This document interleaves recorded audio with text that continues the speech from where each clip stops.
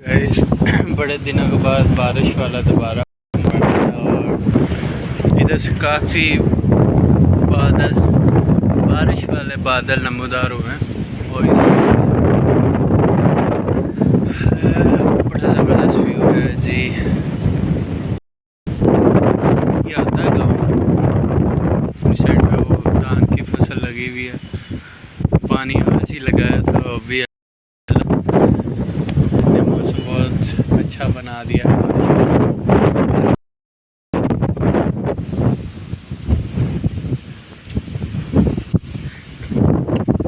पहले सोच रहा था यहाँ टावर लगाना है, बट यहाँ नहीं,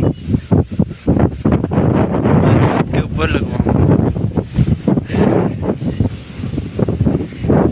बहुत सफाई करवानी पड़ेगी, बेस वगैरह उसकी बनेगी और काफ़ी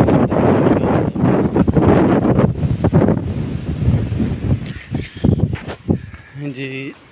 इस छत पर टावर,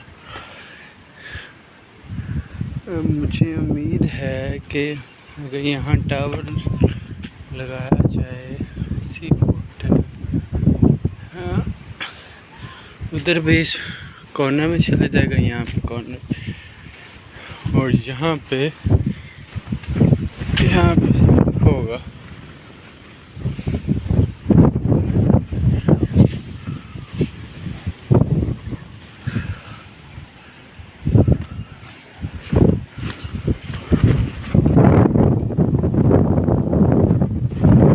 ये इधर से व्यू है जी।